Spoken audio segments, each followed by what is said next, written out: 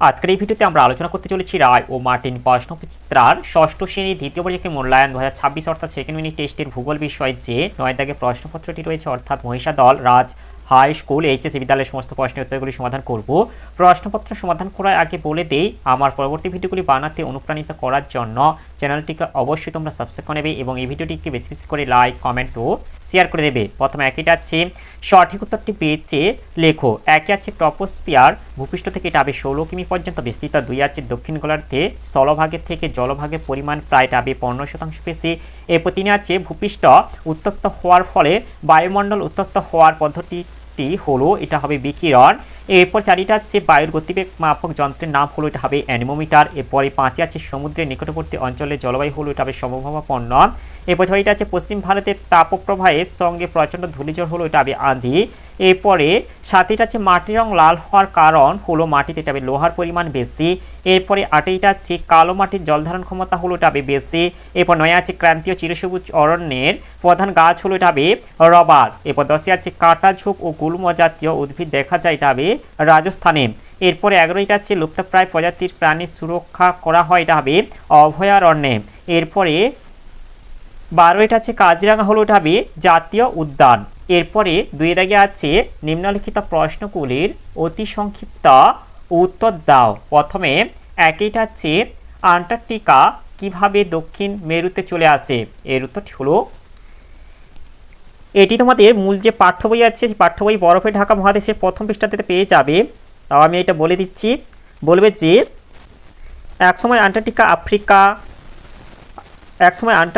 Africa দক্ষিণ America Australia Bharat একসঙ্গে প্যানজিয়ার অংশ ছিল। প্রায় 20 কোটি বছর আগে মহাদেশ সঞ্চালনের ফলে প্যানজিয়া ভেঙে আন্টার্কটিকা দক্ষিণ মেরুতে চলে আসে, এতটা বলে দেবে। এরপরে যেটা আছে 2 মেরুজ্যোতি কি। এর উত্তরটি হলো উত্তর ও দক্ষিণ মেরুতে একটানা 6 মাস রাত থাকার সময় মাঝে মাঝে আকাশ জুড়ে সবুজ নীল লাল রামধনু রং এর মতো আলো জ্যোতি দেখা যায়, একে মেরুজ্যোতি বা অরোরা বলে। এরপরে এটা আছে 3 বৃষ্টিচ্ছায় অঞ্চল কি। এর উত্তরটি হলো জলীয় বাষ্পপূর্ণ বায়ু পর্বতে প্রতিপাত ঢালে শৈলক্ষে বৃষ্টিপাত ঘটিয়ে যখন অনুপাত ঢালে পৌঁছায় তখন তাতে জলীয় বাষ্প কমে যাওয়ায় বৃষ্টিপাতও কমে যায়, তাই এই অঞ্চলকে বৃষ্টিচ্ছায় অঞ্চল বলে। এরপরে এটা হচ্ছে 4 পশ্চিমী ঝঞ্ঝা কি। এর উত্তরটি হলো শীতকালে মাঝে মাঝে 2-4 দিন একটানা আকাশ মেঘলা থাকে ও ঝিরিঝিরি বৃষ্টি হয়, একে পশ্চিমী ঝঞ্ঝা বলে। এরপরে যেটা হচ্ছে 5 স্বাভাবিক উদ্ভিদ কি। এর উত্তরটি হলো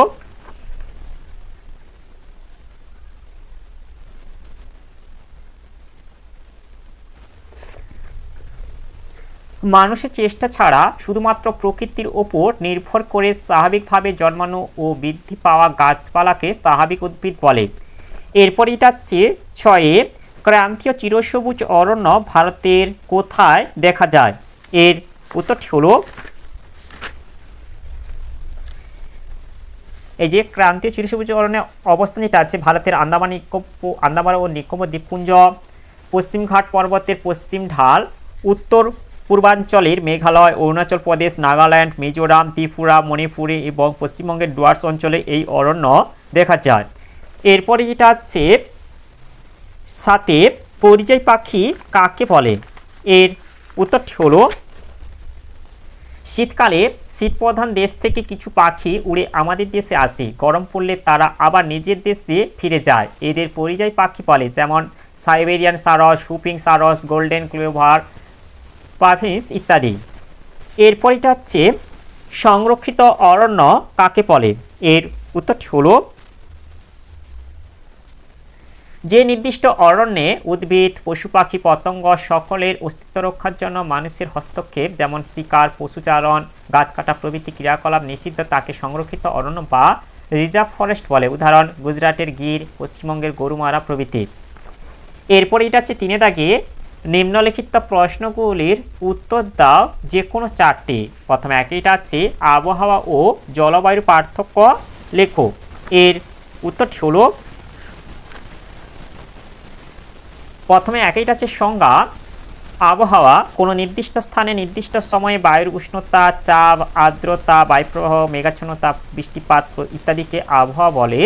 এরপর এটা হচ্ছে কোনো অঞ্চলে কমপক্ষে 30 থেকে 35 বছরের আবহাওয়ার গড় অবস্থাকে জলবায়ু বলে। এরপর হচ্ছে স্থান, আবহাওয়া স্বল্প পরিসর স্থানে বায়ুমণ্ডলীয় অবস্থা, জলবায়ু বিশাল অঞ্চলে আবহাওয়ার গড় অবস্থা। এরপর হচ্ছে সময়, আবহাওয়া বায়ুমণ্ডলের সাময়িক অবস্থা, জলবায়ু বায়ুমণ্ডলের দীর্ঘকালীন অবস্থা। এরপর হচ্ছে পরিবর্তন, আবহাওয়া প্রতিদিন বা প্রতি ঘন্টায় বদলাতে পারে, জলবায়ু সহজে পরিবর্তন হয় না। এরপর যেটা হচ্ছে প্রভাব, মানুষের দৈনন্দিন কাজে আবহাওয়ার প্রভাব গুরুত্বপূর্ণ। কোনো অঞ্চলে স্বাভাবিক উদ্ভিদ ও প্রাণী জগতের উপর জলবায়ুর প্রভাব অপরিসীম। এরপরে যেটা হচ্ছে 2, বায়ুর তাপমাত্রা পৃথিবী সব জায়গায় সমান নয় কেন? এর উত্তরটি হলো এই যে এটা হচ্ছে অক্ষাংশ ভেদে সূর্যরশ্মির পতন কোণে তারতম্য। কোনো স্থানে সূর্যরশ্মি লম্বভাবে পড়লে তা কম বায়ুমণ্ডল ভেদ করে আসে এবং অল্প স্থানে পড়ে ফলে উত্তাপ বেশি হয়, কিন্তু সূর্যরশ্মি তির্যকভাবে পড়লে তা বেশি বায়ুমণ্ডল ভেদ করে আসে এবং অনেকটা স্থানে ছড়িয়ে পড়ে, ফলে উষ্ণতা কম হয়। এই কারণে পৃথিবীর নিরক্ষীয় অঞ্চলে সূর্যরশ্মি লম্বভাবে পড়ায় সেখানে বেশি গরম এবং নিরক্ষীয় রেখা থেকে 2 মেরুর দিকে সূর্যরশ্মি ক্রমশ তির্যকভাবে পড়ায় গরম ধীরে ধীরে কমতে থাকে ও 2 মেরু অঞ্চলে প্রচণ্ড ঠান্ডা বিরাজ করে। এরপরে যেটা হচ্ছে উচ্চতা, সমুদ্র সমতল থেকে যত উপরে ওঠা যায় নিম্ন বায়ুস্তরে উষ্ণতা ততই কমতে থাকে। প্রতি 1000 মিটার উচ্চতা বৃদ্ধিতে 6.4 ডিগ্রি সেলসিয়াস হারে উষ্ণতা কমে যায়। এই কারণে দার্জিলিংয়ে সারা বছরই ঠান্ডা থাকে। এরপর এটা হচ্ছে দিন রাত্রির দৈর্ঘ্য, দিন বড় হলে সূর্যরশ্মি অনেক সময় ধরে আসে, ফলে উষ্ণতা বেশি হয় যেমন গ্রীষ্মকাল, আবার দিন ছোট হলে উষ্ণতা পরিমাণ কম হয় যেমন শীতকাল। এরপর যেটা হচ্ছে সমুদ্র থেকে দূরত্ব, সমুদ্র থেকে দূরত্ববর্তী স্থানে গরমের সময় অধিক গরম এবং শীতের সময় অধিক ঠান্ডা পড়ে, কিন্তু সমুদ্রের কাছে অবস্থিত স্থানে সমুদ্র বায়ুর প্রভাব থাকার জন্য সারা বছর খুব বেশি গরম বা খুব বেশি ঠান্ডা পড়ে না। এরপরে যেটা হচ্ছে মেঘের আবরণ, দিনের বেলা মেঘ থাকলে সূর্যরশ্মি আসতে পারে না, ফলে দিনের উষ্ণতা কম হয়, কিন্তু রাতের বেলা মেঘ থাকলে ভূপৃষ্ঠের বিকিরিত তাপ মহাশূন্যে ফিরে যেতে বাধা পায়, ফলে রাতের উষ্ণতা বেড়ে যায়।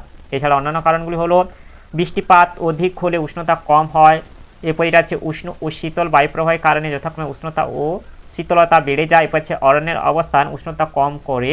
এরপর এটা হচ্ছে বৃক্ষচ্ছেদন, কলকারখানার ও যানবাহনের ধোঁয়া ইত্যাদি পরিবেশের উষ্ণতা বৃদ্ধি করছে। এরপরে যেটা হচ্ছে 3, ভারতের মাটি কয় প্রকার ও কি কি? এর উত্তরটি হলো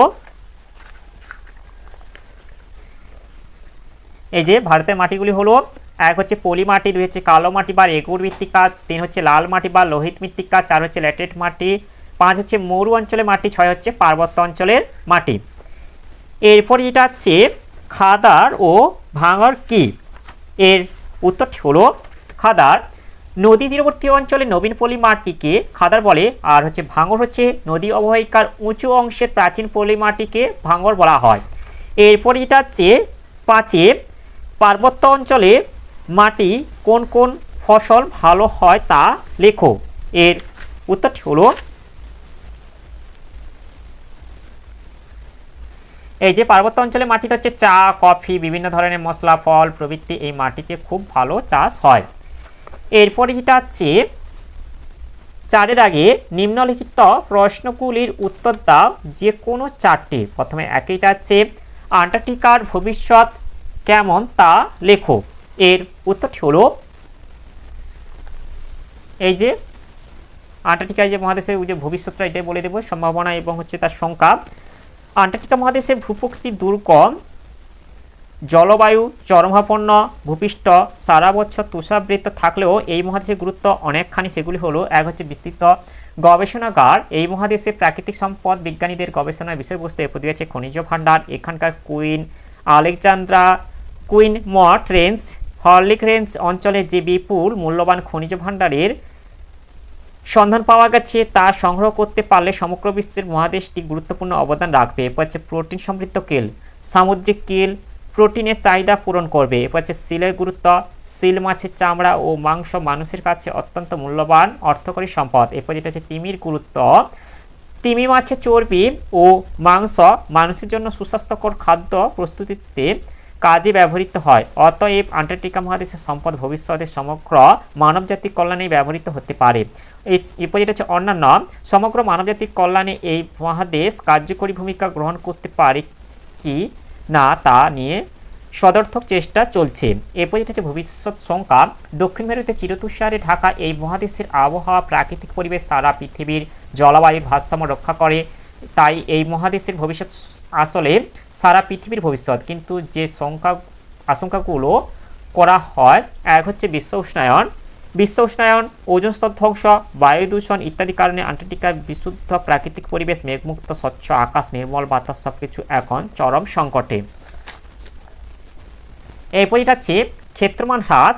প্রতিদিন একটু একটু করে গলে যাচ্ছে বরফ, কমে যাচ্ছে মহাদেশের আয়তন। এরপর হচ্ছে প্রাণীদের অস্তিত্ব সংকট। ধীরে ধীরে উষ্ণতার বৃদ্ধির কারণে ক্রেল, পেঙ্গুইন, সেল প্রভৃতি প্রাণীদের সংখ্যা কমছে, নষ্ট হচ্ছে আন্টার্কটিকার প্রাকৃতিক ভারসাম্য। এরপর এটা হচ্ছে 2, আন্টার্কটিকার জীবজগৎ সম্পর্কে লেখো। এর উত্তরটি হলো, এই যে এটা বলে দেব। প্রথমে যেটা হচ্ছে স্বাভাবিকভাবে চিরতুষারে ঢাকা ভূমি এবং প্রচণ্ড ঠান্ডা ও শুষ্ক আবহাওয়ার জন্য আন্টার্কটিকায় কোনো গাছপালা নেই। একমাত্র গ্রীষ্মকালে সমুদ্রের ধারে কোথাও সামান্য বরফ গলে গেলে মস, লাইকেন ও শ্যাওলা জন্মাতে দেখা যায়। এরপর হচ্ছে আন্টার্কটিকা মহাদেশের জীবজন্তু। এক হচ্ছে পেঙ্গুইন। এই মহাদেশের একমাত্র স্থায়ী বাসিন্দা পেঙ্গুইন পাখি। এরা উঠতে পারে না কিন্তু ভালো সাঁতার কাটতে পারে ও দৌড়াতে পারে। প্রায় 17 রকম প্রজাতির পেঙ্গুইন আছে আন্টার্কটিকায়। এদের মধ্যে এম্পেরর পেঙ্গুইন সব থেকে বড় হয়, প্রায় 4 ফুট লম্বা আর ওজন প্রায় 30 কেজি। পেঙ্গুইনের সারা গাছ চকচকে পালকে ঢাকা থাকে, যা জলে ভেজে না। ঠান্ডা থেকে বাঁচতে ত্বকের নিচে পুরো চর্বি স্তর থাকে। এরপর যেটা হচ্ছে সিল ও তিমি। আন্টার্কটিকার চারপাশে সমুদ্রে প্রচুর সিল ও তিমি দেখা যায়। সিল মাছ গ্রীষ্মকালে সমুদ্র তীরে এবং শীতকালে বরফের নিচে বাস করে। এরা দাঁত দিয়ে বরফের মধ্যে গর্ত করে শ্বাস প্রশ্বাসের জন্য বায়ু চলাচলের ব্যবস্থা করে। নীল তিমি, গ্রে সোয়ান, বেলিন, লেপার্ড প্রভৃতি নানা প্রজাতির তিমি এখানে দেখা যায়। আন্টার্কটিকার প্রধান অর্থনৈতিক সম্পদ হলো এই তিমি মাছ। সিল ও তিমি উভয় স্তন্যপ্রায় প্রাণী। এরপরে এটা হচ্ছে ক্রেল। এখানকার সমুদ্রে প্রচুর পরিমাণে লাল কুচো চিংড়ি জাতীয় সামুদ্রিক প্রাণী দেখা যায়, এদের ক্রেল বলে। ক্রেল পেঙ্গুইনদের প্রিয় খাদ্য। এরপরে হচ্ছে পাখি ও পতঙ্গ। পেঙ্গুইন ছাড়া আন্টার্কটিকায় বহু প্রজাতির পাখি দেখা যায়। এদের মধ্যে উল্লেখযোগ্য হলো অ্যালবার্টস, গ্যাল, স্কোয়াশ, স্নো উইলসন, স্পেটটেল, ফুলমার, শীতবিল, টার্ন প্রভৃতি। এই মহাদেশে রটিফার, মাইট, মশা প্রভৃতি ছোট ছোট পতঙ্গ দেখা যায়। অন্যান্য জীব জন্তু এছাড়া স্কুইড, আন্টার্কটিকা আইসফিশ, নানান সামুদ্রিক মাছ এখানে দেখা যায়। এরপরে যেটা হচ্ছে 3, ভারতীয় জলবায়ুতে মৌসুমী বায়ুর প্রভাব লেখো। এর উত্তরটি হলো, এই যে ভারতের জলবায়ুতে মৌসুমী বায়ুর প্রভাব।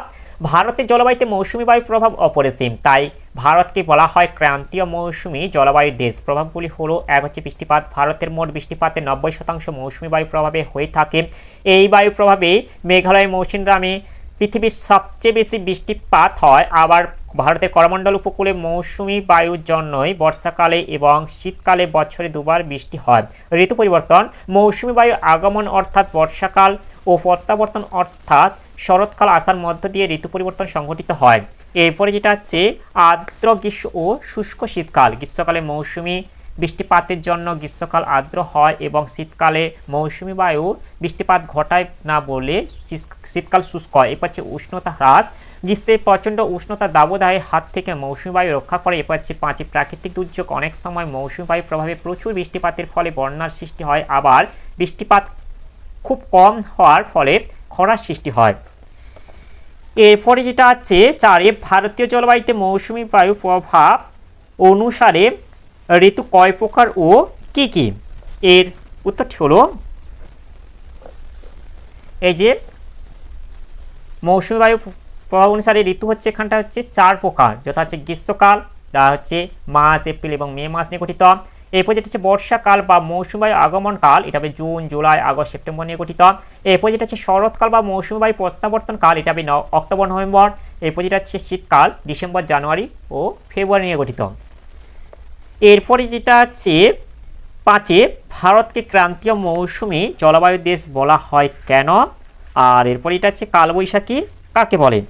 এর উত্তরগুলি হলো, প্রথমে এটা হচ্ছে ভারতের জলবায়ু জনজীবনে মৌসুমী বায়ু প্রভাব অপরিসীম হয়, ভারতকে ক্রান্তীয় মৌসুমী জলবায়ু দেশ বলা হয়। আর এরপর এটা হচ্ছে কালবৈশাখী কাকে বলে? এর উত্তরটি হলো, এপ্রিল মে মাসে অর্থাৎ গ্রীষ্মকালে পশ্চিমবঙ্গে মাঝে মাঝে বিকেল বা সন্ধ্যের দিকে বজ্রবিদ্যুৎ সহ প্রচণ্ড ঝড় বৃষ্টি হয়, একে কালবৈশাখী বলে। এরপরে এটা হচ্ছে 5 দাগে নিম্নলিখিত প্রশ্নগুলির ব্যাখ্যামূলক উত্তর দাও। একে যেটা হচ্ছে উচ্চতা অনুসারে বায়ুমণ্ডলের স্তর বিন্যাস ব্যাখ্যা করো। এর উত্তরটি হলো,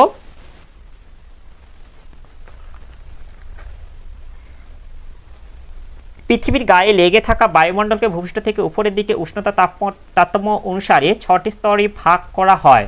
প্রথমে একটা আছে ট্রপোস্ফিয়ার। সংজ্ঞা, বায়ুমণ্ডলের সবচেয়ে নিচের স্তরটিকে ট্রপোস্ফিয়ার বলে।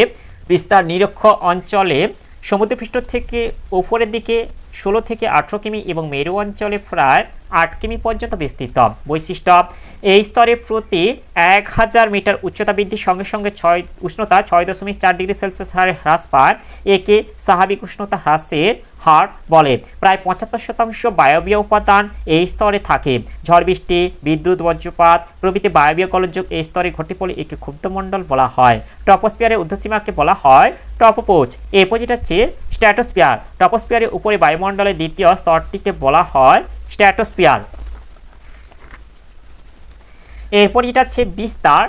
ট্রপোপোজ থেকে উপরে 50 কিমি পর্যন্ত এই স্তরটি বিস্তৃত। বৈশিষ্ট্য, এই স্তরে উচ্চতা বৃদ্ধির সঙ্গে সঙ্গে উষ্ণতা বৃদ্ধি পায়। এই স্তরে 20 থেকে 25 কিমি উচ্চতায় থাকা ওজোন স্তর ক্ষতিকারক অতিবেগুনি রশ্মি শোষণ করে। এখানে মেঘ, বায়ুপ্রবাহ, ঝড় বৃষ্টি দেখা যায় না, তাই একে শান্তমণ্ডল বলা হয়। এই কারণে বিমানগুলি এই স্তর দিয়ে চলাচল করে।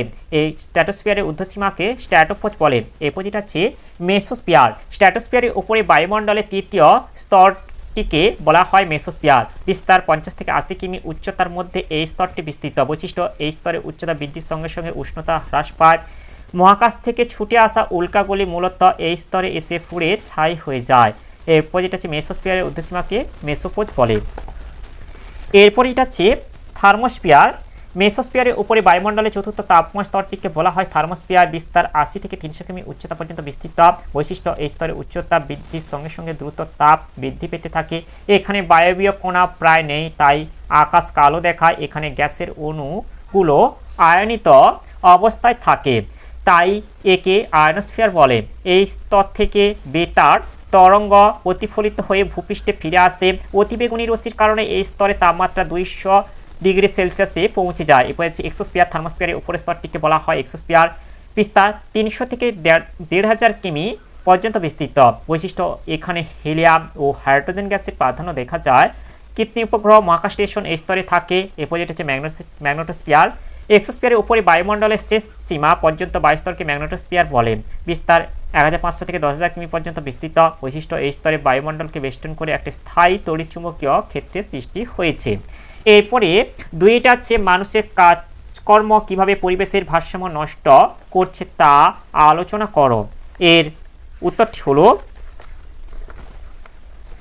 এই যে এটাই বলে দেব।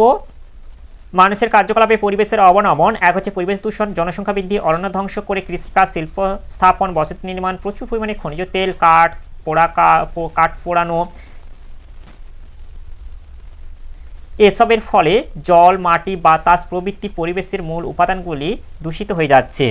এরপরে যেটা হচ্ছে বিশ্ব উষ্ণায়ন। শিল্প কারখানা এবং যানবাহন থেকে নির্গত বিষাক্ত গ্যাসগুলি পৃথিবীর চারদিকে এমন এক আবরণ তৈরি করে যাতে পৃথিবী থেকে বেরিয়ে যাওয়া তাপ আটকে পড়ে। দিনের পর দিন এই তাপ জমতে জমতে পৃথিবীর গড় তাপমাত্রা বেড়েই চলেছে, একে বিশ্ব উষ্ণায়ন বলে। এবার যে ওজোন স্তর ক্ষয়। আমাদের প্রতিদিনকার ব্যবহার জিনিসপত্র যেমন ফ্রিজ, এসি, বেশ কিছু রাসায়নিক দ্রব্য থেকে নির্গত ক্লোরোফ্লোরোকার্বন নামে বিষাক্ত গ্যাস বায়ুমণ্ডলে ওজোন স্তরে পৌঁছে আমাদের এই রক্ষা কবচকে নষ্ট করে দিচ্ছে।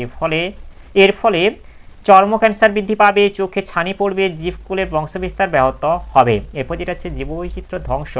উষ্ণতা বৃদ্ধি, দূষণ বৃদ্ধি, বৃষ্টিপাত হ্রাস প্রভৃতি কারণে ধীরে ধীরে পরিবেশের এমনভাবে পাল্টে যাচ্ছে যে বহু উদ্ভিদ ও প্রাণী প্রজাতি একেবারে বিলুপ্ত হয়ে যাচ্ছে। যেমন ভারতীয় একশৃঙ্গ গন্ডার, এবার হচ্ছে ভূমিক্ষয় ও বন্যার প্রকোপ বৃদ্ধি, নির্বিচারে অরণ্য ধ্বংসের ফলে মাটি আলগা হয়ে পড়ছে এবং তা সহজেই ক্ষয়ের শিকার হচ্ছে। মাটির উর্বরতা হ্রাস পাচ্ছে। এই ক্ষয়প্রাপ্ত মাটি নদী হ্রদের তলদেশে সঞ্চিত হয়ে তার গভীরতা কমিয়ে দিচ্ছে, ফলে বর্ষাকালে বৃষ্টি হলে বন্যার সম্ভাবনা বৃদ্ধি পাচ্ছে।